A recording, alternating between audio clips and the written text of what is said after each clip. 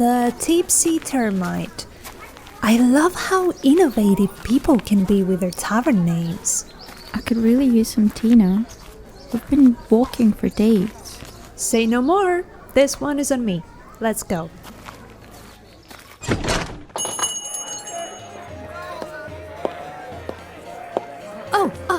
There's a free table over there, in the corner. Excuse me. Oi! Watch where you're standing, or do you want a face full of hair foot? A rabbit? Oh my god! Aren't you the cutest thing I have ever seen? Oi! A rabbit? I'm not a... Hey! Stop that! I've got a reputation, you know. People see this and... Well, maybe just one more time. But just for a second. So, Sneezewort Saucebox, right? Where do you come from? A talking rabbit isn't something that you usually see around here. You're a druid, for God's sake. Are you really that awkward? And I'm not a rabbit. I'm a Harengon. Big difference, you know. This is exactly what's wrong with you people. You just see a fluffy tail and you start thinking we're all the same carrot-chomping, garden-hopping fairy tales. Sorry, we didn't mean to assume. You're just, well, cute. Are you possibly from the Feygrove? Who told you that? Was it him? Who put you up to this? Oh, calm down. No one put us up to do anything. Yeah, we were just curious. Curious, they say. The only thing y'all should be curious about is how you managed to stay alive this long with your heads in the clouds. But yes, I'm from Feygrove. I'm just lost here and I'm trying to find my way back. Just a second. Feygrove? Is that the same Feygrove we have in my world too? Depends on what you mean by same. Feygrove's always changing, always messing with you. What's it like in your world then? Well, Drake. He's a dragonborn, but he was raised by pixies. He said they gave him cinnamon cookies all the time. Ha! Pixies baking cookies? For a dragonborn? What kind of sugar-coated nonsense is that? Where I come from, the little gremlins would sooner nick your pockets and whip up a batch of cookies. Cinnamon cookies. Now, that sounds interesting. Right? And then there's Mildir. He had a bit of a flame with the nymph once, but when he left her, she got so obsessed she created a whole bunch of fake Mildirs to fill the gap he left behind. They were sent to kill us once. They captured Mildir, they killed Drake, but it brought him back to life, and then we killed the nymph and freed Mildir, so everything's fine now. What in the name of all that's natural is wrong with you people? That is so messed up. Where I'm from, the Feygrove's full of tricksters, illusions, the things that want to mess with your head. One wrong step and you're lost for centuries. Whoa, that sounds so chaotic and exciting. I wonder if it's connected to my world's Feygrove. Who knows? Feygrove's got paths leading everywhere. Sometimes to other worlds, other times nowhere at all. For all we know, yours and mine might be the same. Totally different, I don't care. But you've come here now, haven't you? So how did you end up stuck here, Sneezewort? Yeah, so my big mouth got me in deep with the wrong crowd. Real big surprise there, huh? I tried ditching them, ended up lost in some miserable maze of tunnels. Who do I run into? Some fancy pants creep in a wine-colored velvet jacket, holding a lily like he's about to start a damn flower shop. He points it at me, trying to put me under some spell like I'm supposed to just stand there and take it. So I hit him with a curse that left him gawking like an idiot. Grabbed that stupid flower right out of his hands and bolted. Joke's on me, because that lily must have been rigged. Next thing I know, I'm yanked into some teleportation circle and dumped in this pit of hellish darkness with sounds of good curdled blood. Found a hole. Thought it might be a way out. Turns out, I was inside the damn loot of some hack bard here in the tavern. Took me a minute to process, and I tried hiding in the wall like a cornered rat. Days I've been hiding there, working up the nerve to get out. Then, lucky me, you showed up. Just what I needed. A little extra anxiety right on time. So, you want to return home? Damn right. I want to go back. Got some unfinished business with those fools who thought they could trap me. Teach them not to mess with Sneezewort. Do you know any way to get there? Well, funny you should ask. Other night, I heard some drunk idiots babbling about a green portal out in the forest. Supposedly that's my ticket home. And what's the catch? Catch is, it's guarded by a bugbear with long arms and big claws. Nasty piece of work. Bark, skin as hard as steel, root arms, mouthful of thorny teeth. I'd rather not get shredded trying to face it alone. Lucky for you then, because we are going to help you get there. Wait, you're serious? You actually want to help me? Yes, so let's get you home. Right, well, yeah, let's get moving before I start thinking this is some kind of dream.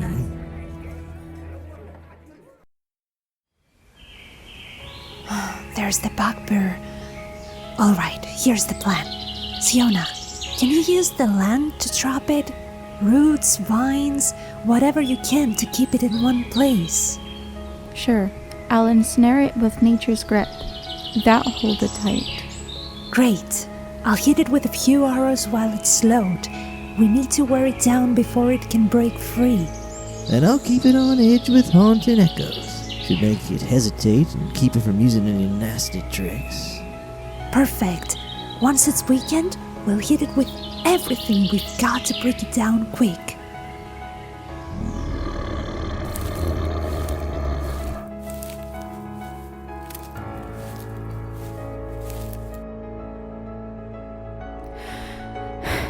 Vines of the forest, hear my call. Ensnare and seize.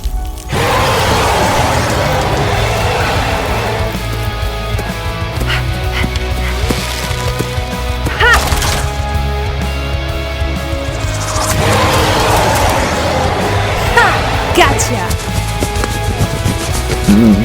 Oh, is that your bark or your breath? I smelled fresher things in the swamp.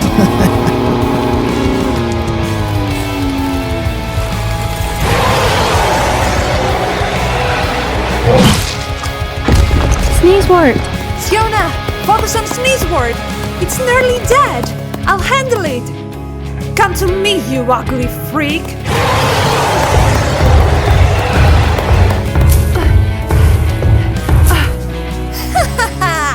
How about now, you overgrown flea bag?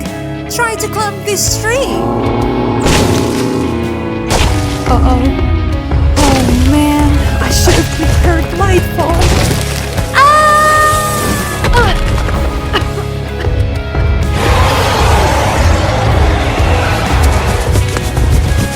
Hey, what face? Your face is so ugly even your reflection runs away screaming.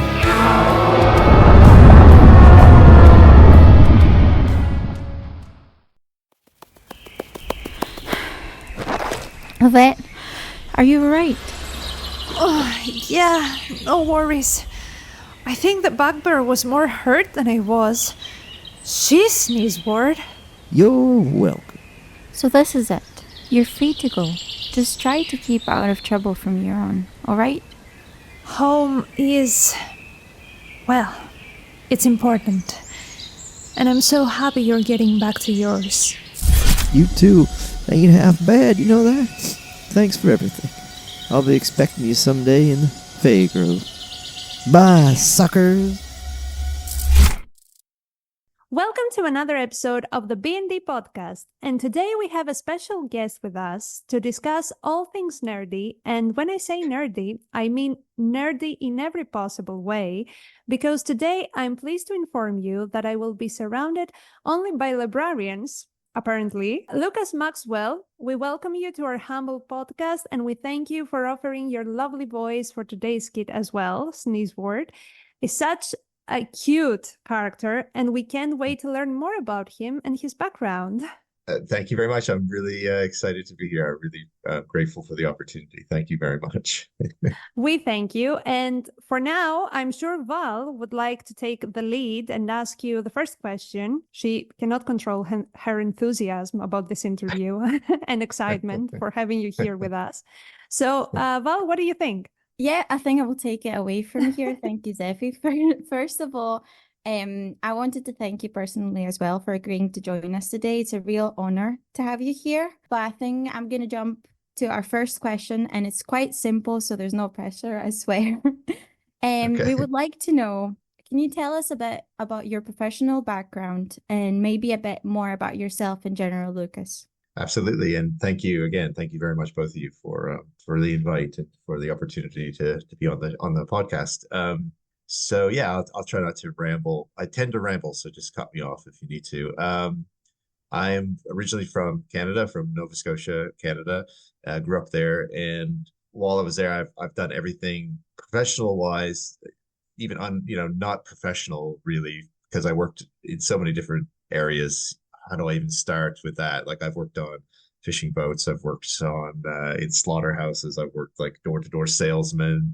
Finally found librarianship, and I worked in the public library in Canada as like my role was called teen services librarian, where I would just create programs for teens and work with teens. A lot of these teens were quote unquote at risk is what they were labeled, and that meant like at risk of anything kind of risky that was a risk to their lives. So it was a real eye opener for me and amazing position. I loved it. I loved helping people. So from there, kind of steamrolled into me being really interested in getting involved in developing worthwhile programs for teens that made a difference, and then applying for a school library job, and that landed me at this school called Glenthorne High School, which is in South London. It's in Sutton. It's like a borough of London, and I've been there for this will be my 11th year now. I can't believe it. So that's how I've ended up there, really. I mean, it's a long story, so I won't go into the whole boring details, but started out in Canada and then bounced around for a long, long time and eventually ended up here. So that's it, really. I think all the backgrounds that you have give flavor to your character development in a way. That's probably true.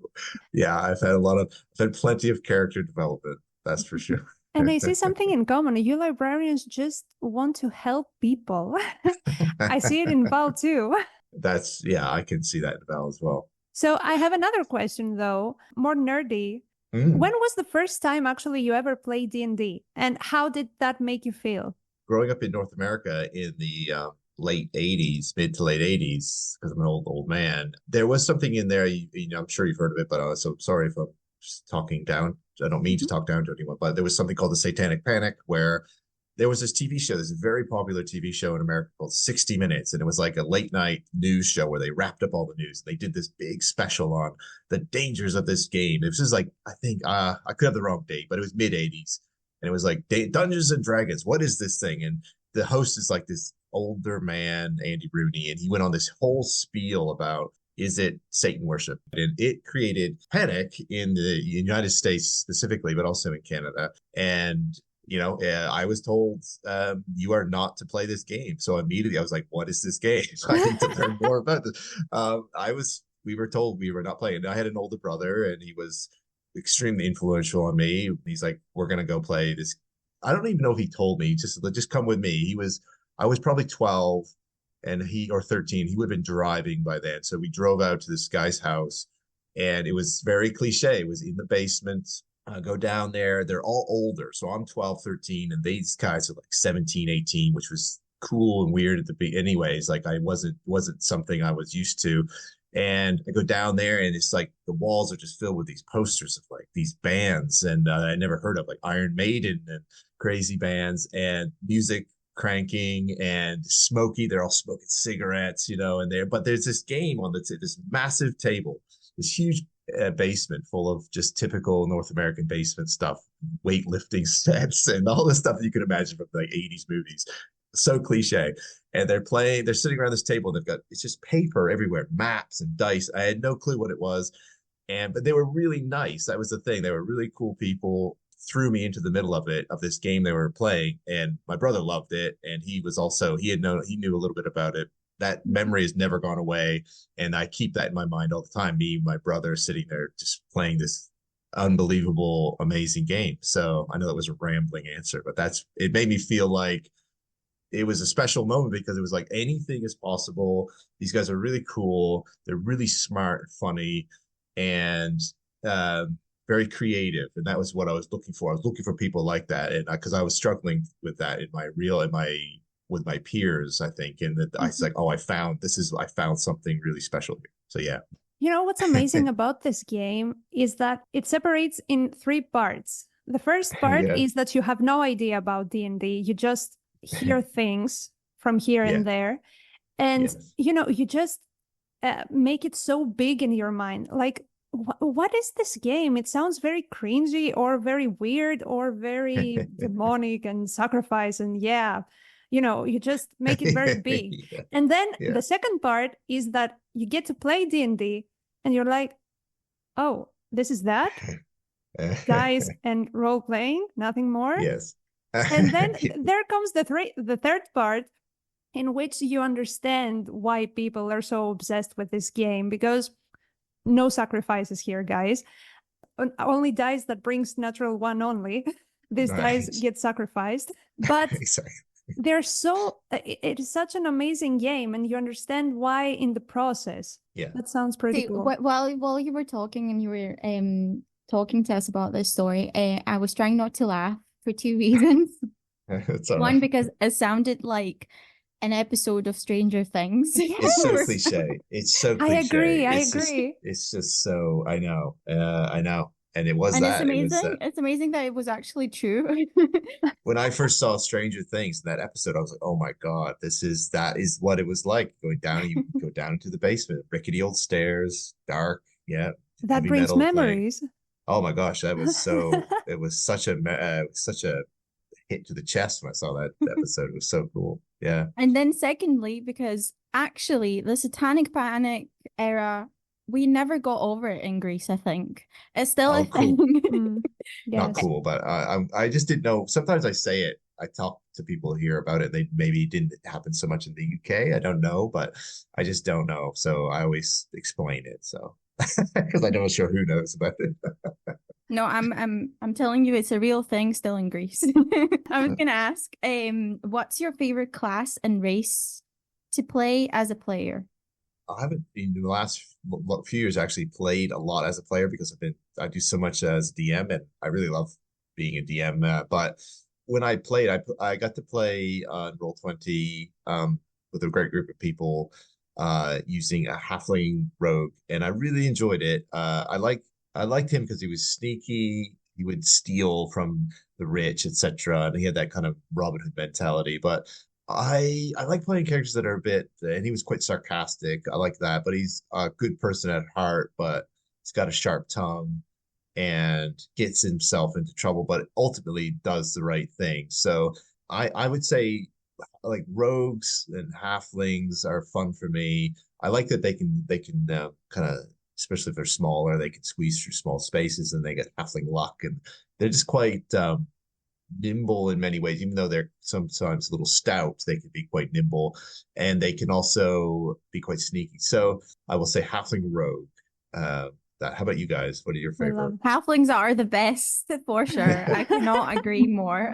I love halflings. My favorite specifically is Ghostwise halflings because they have this connection with the animals and the nature in general. But I always play druids. I've made it like my life's goal to play every single subclass of druids for some reason. So I've tried most of them, but I do love clerics as well because I do like being the support. For me, on the other hand, I'm the half elf basic human being. I don't know. It's all right. I love playing a half elf, actually. I love them. Not because it gives you a +2 to your charisma, at least the 2014 edition. But I don't know, they're so cool because they are not accepted from humans or elves, and they try to find their place in this world, and they struggle, and they try to prove Yeah. them wrong. And I don't know, it's very fascinating in my mind. And as Okay. a class, I don't know, maybe, I'm a bard enthusiast Yes. and a ranger enthusiast too. Oh, cool. I like that. Oh, I Yeah. love those. Yeah. Since you started talking to us about the characters that you loved, Yeah. tell us a bit more Yes. about your Sneezewort, the character you created for this kid, because Okay. he is amazing. His Oh, wow. background, as you sent it, was amazing, and we really want to share it with you, with all of you guys. Right. Well, thanks. I'll be as quick as I can with him. But I was reading uh Watership Down with my son because I want to traumatize him as much as possible. I don't know why no, he's old enough. But we were reading Watership Down when this came about, and I was like, oh, I would love to do like a rabbit. I love the Harengon idea. I've never actually played one, but I just like their stats. I like the idea of a rabbit players. So Sneezewort, I came up with the idea for like a one shot that a friend of mine was running as the DM, and I just didn't get to play him very much in that instance. But I love the idea of like a rabbit bard. My idea was that he's from the Feywild. He wants to stand out amongst his the warren that he's in. So he learned to play a squeeze box, like an accordion type instrument, which earned him the nickname Sneezewort Saucebox because he was terrible playing, and he would react defensively against anyone who criticized him with like saucy language. So he got the I think saucebox is like an old English insult as well. I've read somewhere. Maybe I could be wrong on that. So I like the idea. It doesn't really roll off the tongue. There's a lot of syllables with his name, but I do like it that he's a bit of a tricky character. So anyway, he insults this crowd one day where he's trying to like busk in his little area, his ruined city of Cendrillane, and he insults the wrong group, and they chase him down, and he ends up going through this portal, of course, falling him under a spell under this weird man that he finds in a tunnel, and he's trying to escape. He's only got his squeeze box and his sharp tongue. He creates a distraction when he gets attacked by this man that he meets in the tunnel. And in the process, he kind of like rushes past this guy who's got this kind of flower in his hand. He takes the flower from the guy's hand, runs away, but he gets hurled into this other plane of existence through this teleportation circle this guy has created. He thinks he's in a like a tunnel or a coffin or something. He's not sure, and he sees a flash of light, jumps through the light, and realizes he's come through. He leaps through the hole of a lute being played by a human bard in a inn called the Tipsy Termite. He realizes he's in another dimension, or he's in another world, but he's terrified. He runs away, scrambles down a hole in this dilapidated inn, and is in the basement, where he can kind of like collect his thoughts and work out how to get out of here, get back to his warren back in Feywild. That's the long. That's the is the little story behind him. From my perspective as a librarian, I think it would look great as a picture book. Yes, I can kind of picture him. Yeah, coming out of the loot and all that. I think that would be cool. That picture book. Yeah, I like that. Thank you. That's I amazing. just love the idea that he just insults people. That's just I like it. my kind of bard. The only way for me to play a bard. The idea is that he refuses to accept any criticism or any kind of like he refuses to accept he's wrong, and he just so defensive. Yeah, that's it. Well, apparently his favorite spell is Vicious Mockery. That was it. That's Vicious Mockery is what he's doing all the time. Perfected this spell. Yes. I'm going to jump into the next question. So, amazing. On a more serious note, in a way, why did you choose to focus on running a Dungeons and Dragons club for young people in the school libraries, and why do you think role-playing games in general are important for young people's well-being? Yeah, I mean that's a great question. it just makes sense to me to run D&D in the library. It took me longer than it should have to get a game going. I think I was a little hesitant only because I felt a little overwhelmed and there's a lot going on. And I just didn't know if I had time to do it. My whole idea was like, I don't have time to run it because I knew the length that a session would take. But then once I realized, I could tailor it, I did it. And so I chose to run a D&D club because I could see that. So a lot of my time is spent just getting to know the students and their interests, so I can put a good book into their hands, but also to create these extracurricular clubs, which we do a lot of. And I could see there was a need, especially, again, cliche, Stranger Things made it come back. They wanted to know what that game was in that show. Whether an 11-year-old should be watching Stranger Things, it's not a debate I'm going to get into, but there was definitely kids that age going, well, I want to play, what is that game they play? And they were obsessed with Stranger Things. And I just thought I'd give it a shot, and it just exploded from there. It's been by far our most popular program, which Val, you've also run popular programs for your teens. And why I think role-playing games are important for young people's well-being. What I've seen, again, and I've been lucky that I've spoken to professionals about this as well, there's a lot of things that it does for them. One of the big things, especially coming out of the pandemic and during the pandemic, is that it creates something called behavioral activation, which is like a fancy way of saying it gives them something to look forward to. And they know that with our program, if they're in my session, which runs that IDM, which is twice a week, they know that no matter how horrible their day or week has been, or if they're having trouble at school, they're going to spend an hour on Monday and an hour on Wednesday at lunch, just laughing their heads off and being in a safe place and being with their friends and playing this weird, funny, amazing game. So that's one thing. It gives them something to look forward to. They are also expressing their fears and concerns through their characters. A lot of times I'm noticing, and they're able to be themselves, and they can be themselves through their characters. If they feel like they can't be themselves in school, they can be silly and funny and weird, and essentially have this safe sandbox environment where they can do anything they want as long as it doesn't impact anyone negatively in the real world. And they know that I'm not going to tolerate, from the outside, I'm not going to tolerate any bullying or anything negative around it. So they know that they are a completely safe environment, and they know that they are going to be with a group of people who are like-minded. So it removes, I've used this term a lot, but it removes all the, what I call social barbed wire. So they don't need to engage in any small talk or anything like that. They just jump in.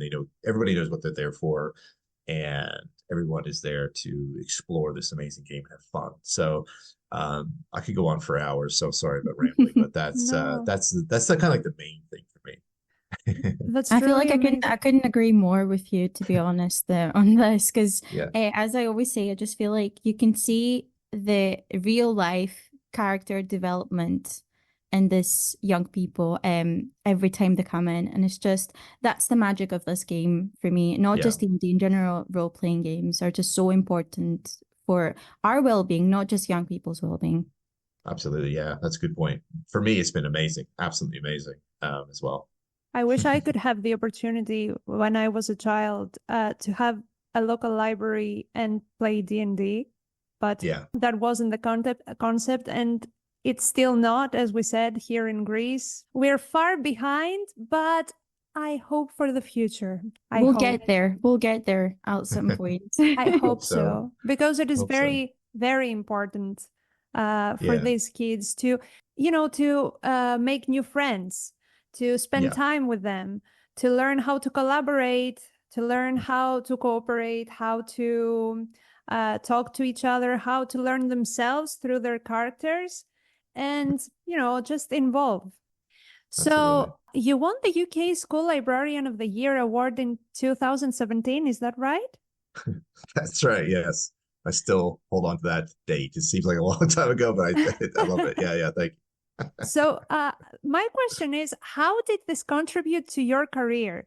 And did it give you the opportunity to make a change in the world of libraries by utilizing your passion for role-playing games in any way?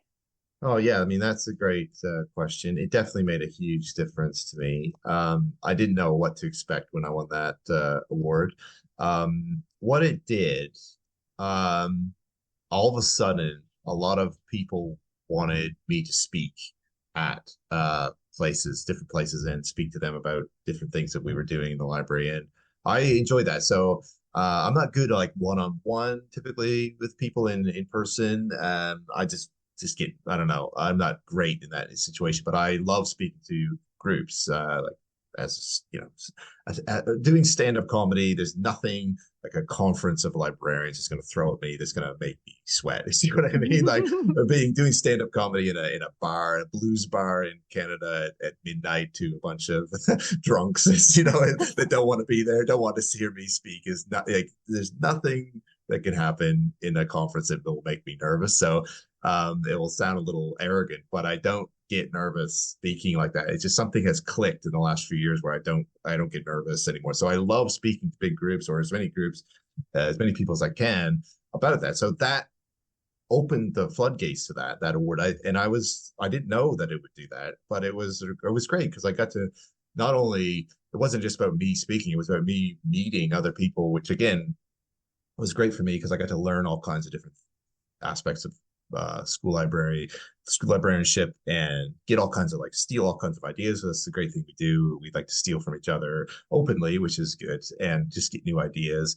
So it made a huge difference because I got to, I don't know, I mean, social media to me is it's like obviously a double-edged sword, but it has been very beneficial to me. So that exploded as well. People started to follow me on there, and I was surprised by that. I didn't ask for it. I didn't, it wasn't a goal. I just was on there going, what can I learn from this medium? And then, yeah, so then I was able to, I don't know. I was able to just use it for the power of good is what I try to do. Spread positive information out there in a sea of what can be absolute garbage. But it did give me an opportunity to change. I think in many ways change some things by. I feel like I've been able to push D&D and other tabletop role playing games a bit in the UK at least through whatever influence I have, if I have any. But when I go to speak, I've been asked to speak now. I spoke at a conference to teachers in Leeds all about D&D, and I think it has. I think that award was the kind of the catalyst to people, I guess, saying, "Oh, we should hear what he has to say," and I wasn't expecting that, and I never wanted to be that, but I'm happy to. So I see a +2 on your charisma stat. That's what it A did. new skill updated, unlocked. That's it. I did. That's right. I never even thought of it that way. Yeah, it did help with charisma. It forced me. And they Yeah. say D&D is not real. That's correct. It is real. We did. That's correct. Look at their stats. They grow. Yeah, look at my stats. Yeah. my gold is a little low, but that's all right. We still have time. I would like to ask another question though. Can you share a story with us involving any of your students that made you feel like everything you've done up to this moment is totally worth it? And we do understand the importance of GDPR, so you can just disclose only vague information about this without naming anyone or anything. Yeah, absolutely. Yeah, I thought about this one because I have shared this before, so I apologize. But this one is important to me because talking back to that behavioral activation thing, where it's something that students look forward to. When we came out of the pandemic, or during the lockdown here in the UK, I was running D&D almost every day over Teams, just like we were doing now. Audio, it was all theater of the mind. They were rolling dice at home, and I was just accepting their rolls. Lots of natural 20s, of course, but it was fine.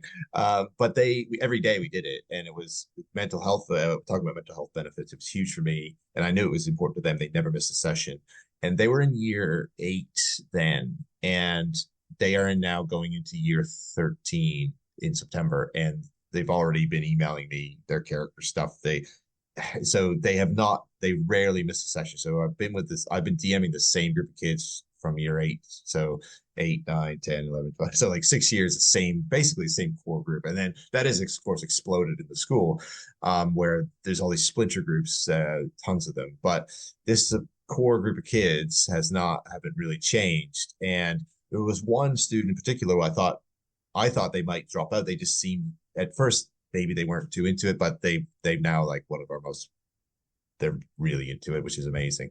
But they were playing in this particular year, I think they were in year 10, they were playing a Wizard. And we were I was doing like a homebrew version of Tomb of Annihilation, which is like a brutal campaign. It is one of my favorite campaigns if you've ever played. I won't spoil anything, so don't worry. But it is brutal, and you have to kind of tailor, especially working with kids. I guess it is rough. But they were in this dungeon, and this student had been in and out of the game that year, and they would just been struggling, in my opinion. And I'd noticed it, and I'd flagged different things. Again, with GDPR, I can't go into anything, but they were struggling, but they were coming to D&D more and more and more, which is great. And the other players were, of course, very accommodating. And they were a wizard. We think we were level 8 in this dungeon.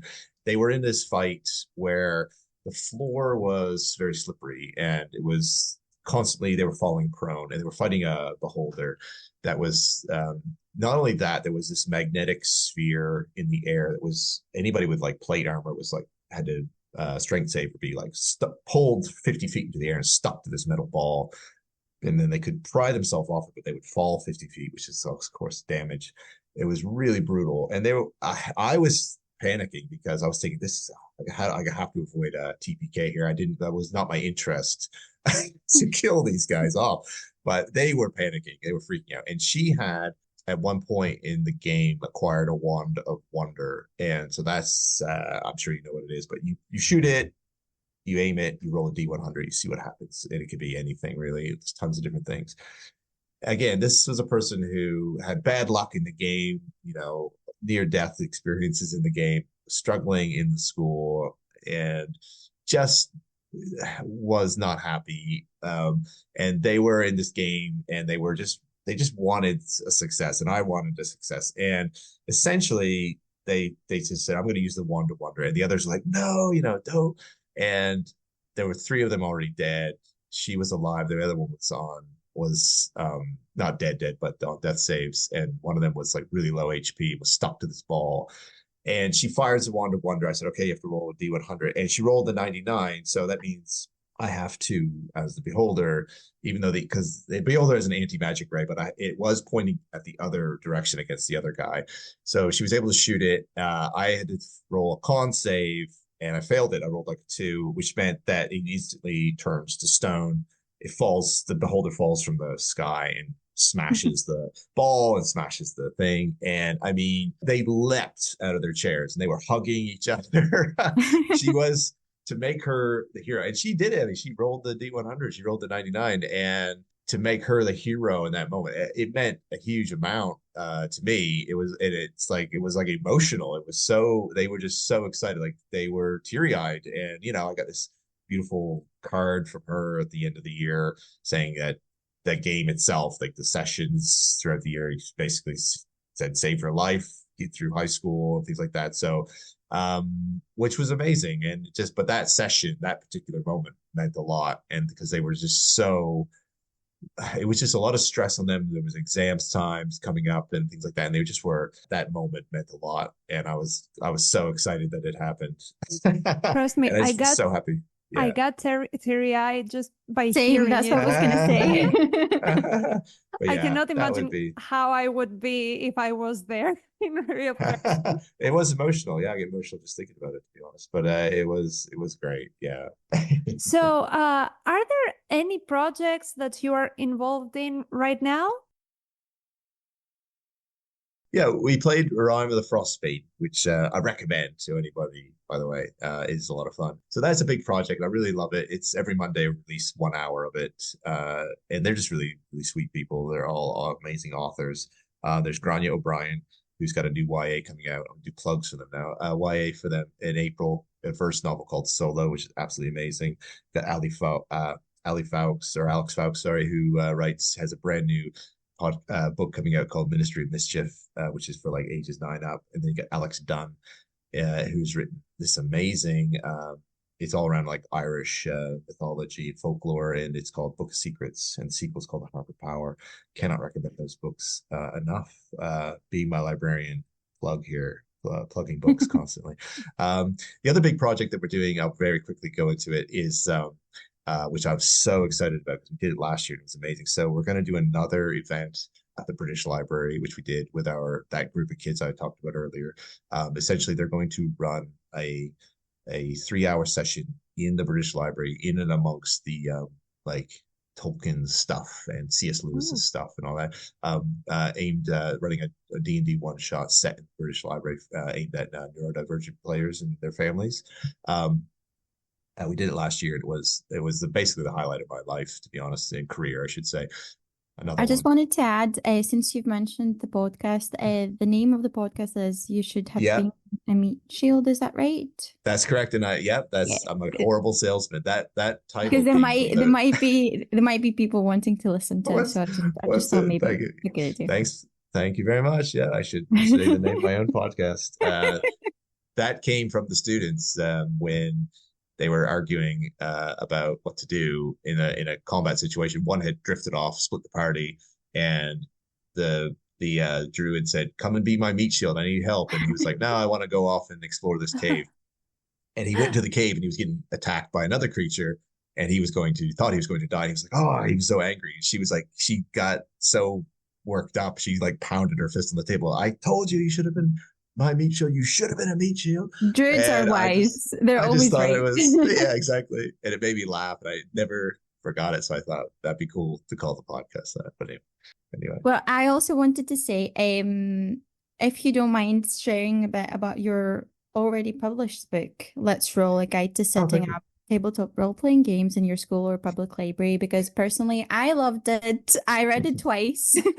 Wow. It helped me write all these reports I've been writing at work. So thank you for that.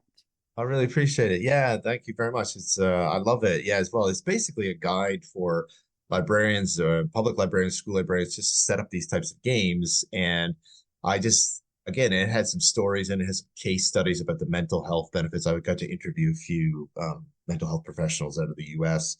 And the idea of it is, if you're a librarian and you're thinking, "I'd love to start one of these D&D or any tabletop role play, but I'm kind of overwhelmed with it," which I kind of did at the beginning, to be honest. I said, and the idea is like, how could I help with that? So that's the book. It's basically trying to help people set it up, what you need, how to run it, how to get like senior leadership on board if you need to.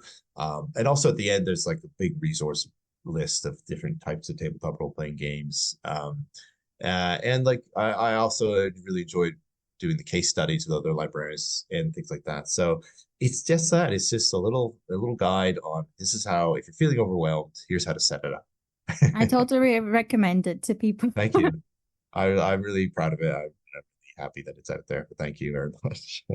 But is there another book in your plans?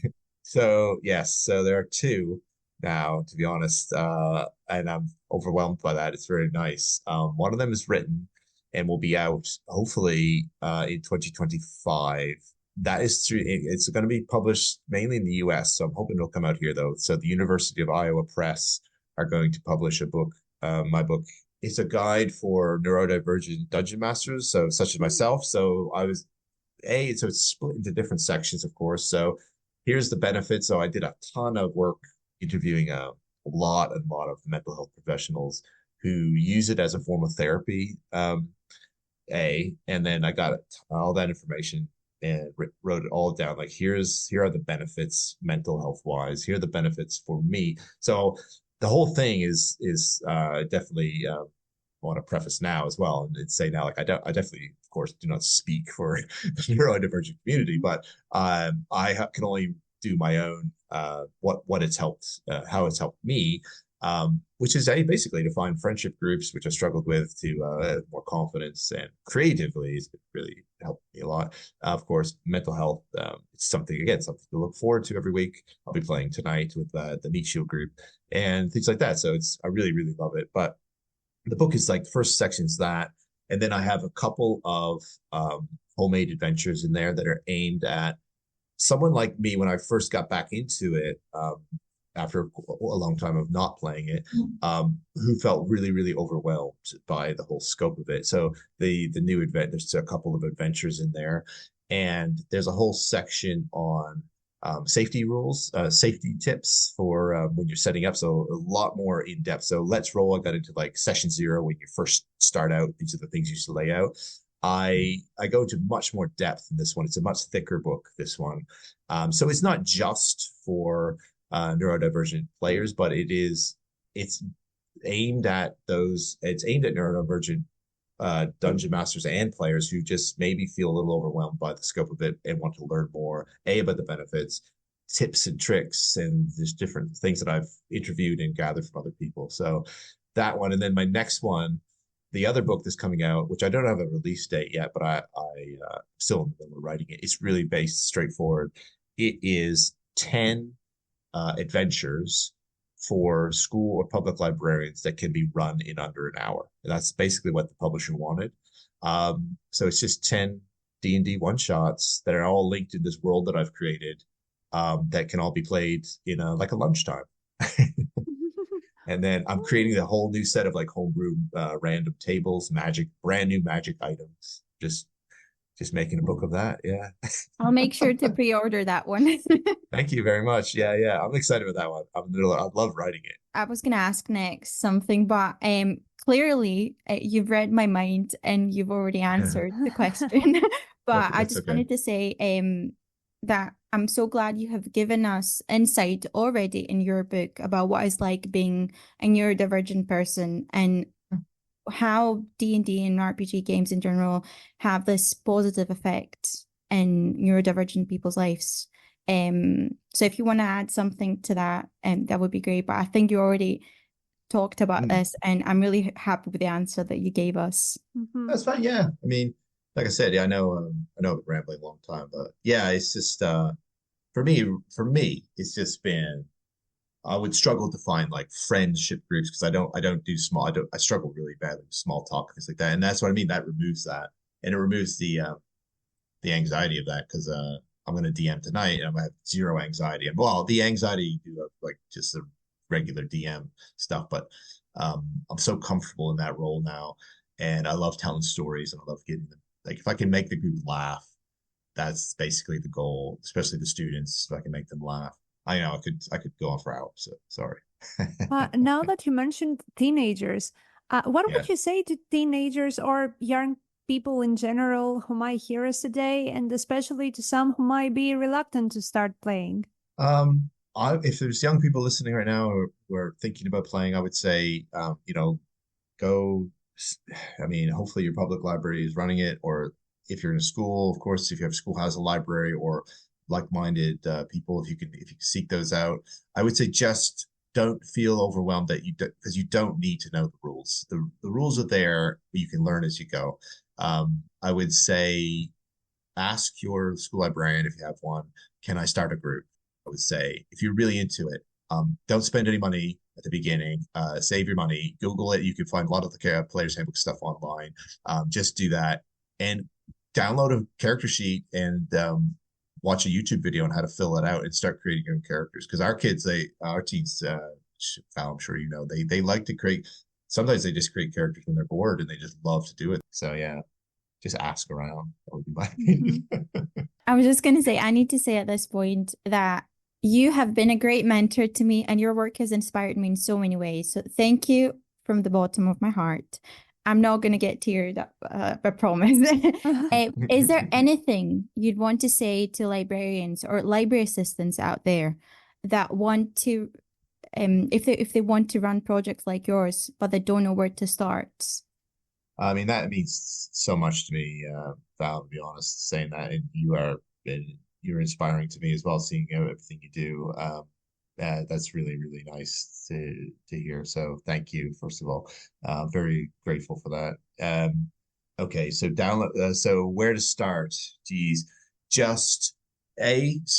To be honest, like YouTube is your friend. If you want to like get the basics down, um, get get some tables, chairs, paper, pencils out. Download some free character sheets.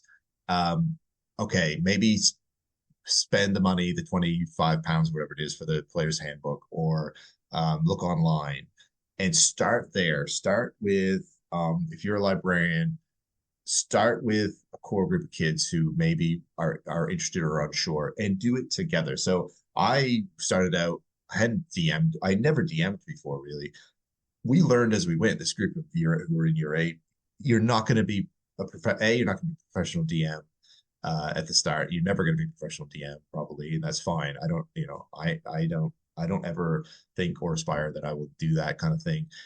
I'm always making mistakes. The idea is that you have a framework and you work within it, and the mistakes don't matter. The mistakes are what make the game, and the failures are what make the game fun. Natural ones are always hilarious. They should be hilarious in many ways, unless you're losing characters. But what I'm trying to say is, don't worry about the rules, because the rules don't really matter.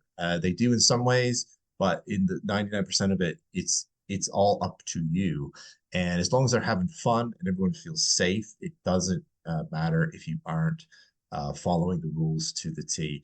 Make sure that you are sitting down with a group of kids that are aware that this is a game where it's not player versus player. You are just there to support each other and learn as you go. Download a free one shot and start from there. There's so many out there. That would be my advice. So download a free one shot, get some character sheets, get the dice. That's the other thing you do need to spend a little money on. And then make yourself aware that you are going to make mistakes, but you're going to learn from it, and you're going to have the most fun that you'll ever have in your entire life. Before we wrap this up, I was going to ask as well, and I forgot totally, because I got carried away. Are there any RPG games you would suggest for young people that are not Dungeons and Dragons? Oh, absolutely. There's a board game called Dungeon, which is a lot of fun. It's a board game, and there's like Lords of Waterdeep, which you can play for young kids. Starport is the other one. Animal Adventures. Would really recommend. I've got like there's one called Kids on Bikes that I've done that they really like, but they've kind of played that on their own. There's tons. There's so many out there now. Just yesterday, I played.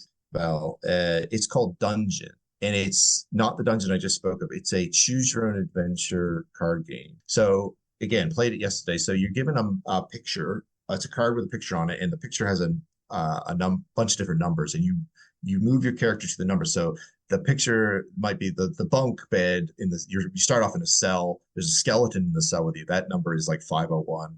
There's a grate on the floor. That number is 702. You read 702.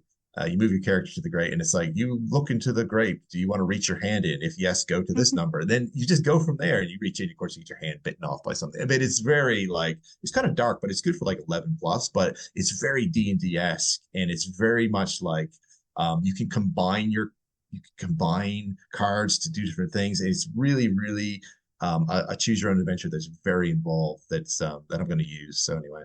I think Munchkin as well is quite good when it comes to card games. I always enjoyed playing Munchkin. It's cool. It is D&D based in a way, but it's just, Yes. I think, I'm not sure if it's for young people or not. There might be. There's also a Critical Role one. Yes, I know you like Critical. Oh, have you ever done Dungeon Mayhem?